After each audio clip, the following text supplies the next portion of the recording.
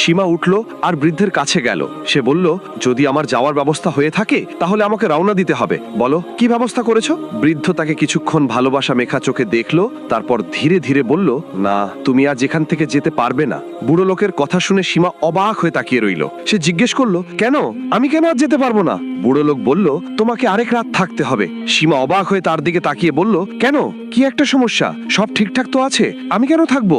বুড়ো লোক নরম কণ্ঠে বলল, এখন তোমার যাওয়ার কোনো ব্যবস্থা হয়নি। আশা করা যাচ্ছে কাল একটা কাফিলা এখানে দিয়ে যাবে আর আজমিরের দিকে যাবে। সীমা যখন কাফিলার কথা শুনলো তখন একটু স্বস্তি পেল। সে ভাবলো, ঠিক আছে, কাল কাফিলার সাথে বেরোবো, আজ রাতটা এখানেই কাটাবো। বুড়ো এটা শুনে নিজের মধ্যে খুব খুশি হয়ে গেল। নিজের কাছে বলল, আর এক রাত পেয়ে গেলাম। সারাদিন বুড়ো দূর থেকে বসে সীমার দিকে তাকিয়েছিল। তার চোখ এখন আরো গভীর হয়ে গিয়েছিল। রাত নামতে শুরু করলো। সীমা নিজের বিছানায় শুয়ে পড়লো। বুড়ো নিজের বিছানায় শুয়ে পড়লো, কিন্তু তার মন এখন অস্থির ছিল। সে শুয়ে থাকলেও চোখ ছাদের দিকে নয়, কোণের বিছানায় ঘুমিয়ে থাকা সীমার দিকে ঘুরেছিল। তার শ্বাস প্রশ্বাস দ্রুত হচ্ছিল। হৃদয় অদ্ভুত একটা উথাল পাথাল শুরু হয়ে গেল। ধীরে ধীরে সে বিছানা থেকে উঠে গেল। চুপচাপ সীমার কাছে গিয়ে ওপর থেকে নিচ পর্যন্ত তাকিয়ে রইল। তারপর তার পাশে বসে সীমার চুলগুলো আস্তে আস্তে শোষতে শুরু করলো। হঠাৎ সীমা হালকা করে কেঁপে উঠল।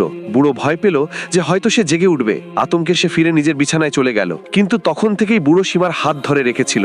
অনেকক্ষণ ধরে তার মুখ দেখলো। তার চোখে এখন শুধু ইচ্ছে নয়, এক পুরনো তৃষ্ণাও জেগে উঠল। ঠিক তখনই হঠাৎ সীমার চোখ খুলে গেল। সে চিৎকার দিল, কিন্তু বুড়ো তাড়াতাড়ি তার মুখ চেপে ধরলো যেন আওয়াজ বাইরে না যায়। তারপর সে হুড়োহুড়ি করে নিজের বিছানায় ফিরে গেল। এমন ভাবে শুয়ে পড়ল যেন কিছুই হয়নি। সীমা সম্পূর্ণ রাতভর ভাবছিল, এই বৃদ্ধ লোকটা আমার কাছে কেন এলো, কি করার চেষ্টা করছিল। তার উদ্দেশ্য মোটেও ভালো মনে হচ্ছে না। সে ভয় পেয়ে কাঁপছিল।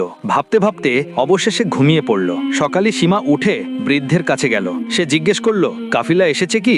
এখন আমাকে যেতে দাও। বৃদ্ধ কিছুক্ষণ তার চোখে চোখ রেখে বলল, কিন্তু কাফিলা এখনো আসেনি। সীমা অবাক হয়ে বলল, তুমি তো বলেছিলে কাফিলা আজই আসবে। বৃদ্ধ ক্লান্ত কণ্ঠে উত্তর দিল, হ্যাঁ, আসবে হয়তো সন্ধ্যার আগে। সীমা বলল, আমি আর থাকতে পারছি না। বৃদ্ধ শুধু মাথা নেড়ে দিল। বৃদ্ধ এখন বাড়ির আঙিনায় বসেছিল আর দূর থেকে সীমাকে ওই একই অদ্ভুত চোখে দেখছিল।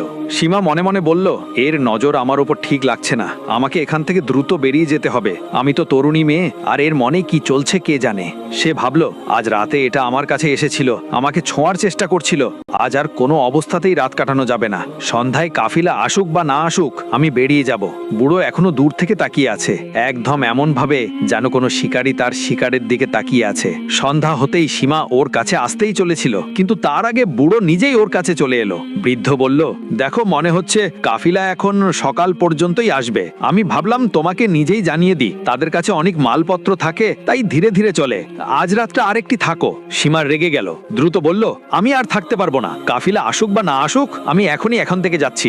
আমার ধৈর্যের শেষ হয়ে গেছে। বুড়ো একটু কাছে এসে বলল, আর একটু দেরি হলেই রাত হয়ে যাবে। তুমি তো তরুণী মেয়ে, এই মরুভূমিতে রাতের বেলা কোথায় যাবে? এখানে তো বন্য প্রাণীরাও ঘুরে বেড়ায়, যদি কোনো বিপদ ঘটে।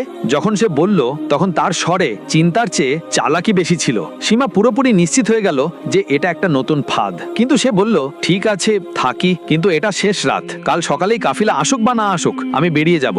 বুড়োটি হাসলো আর বলল, ঠিক আছে। কিন্তু তার হাসির পেছনে ছিল এক অদ্ভুত রহস্য।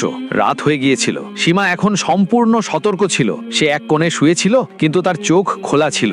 ভয় আর সন্দেহে ডুবে সে ধীরে ধীরে নিজেকেই বলল, আশা করি আজ রাতটা দ্রুত কেটে যাবে। সে চোখ বন্ধ করে এমন ভাবে শুয়ে পড়ল যেন ঘুমিয়ে পড়েছে। বুড়োটা তার বিছানায় শুয়েছিল, কিন্তু তার এক চোখ খোলা ছিল। সে বারবার সীমার দিকে তাকাচ্ছিল, বুঝতে যে সে সত্যি ঘুমিয়ে পড়েছে কিনা। যখন মনে হলো সীমা একদম নড়ছে না, তখন সে ধীরে ধীরে উঠে তার দিকে এগিয়ে গেল। অনেকক্ষণ চুপচাপ তার পাশে দাঁড়িয়ে তার দিকে তাকিয়ে রইল। তারপর সে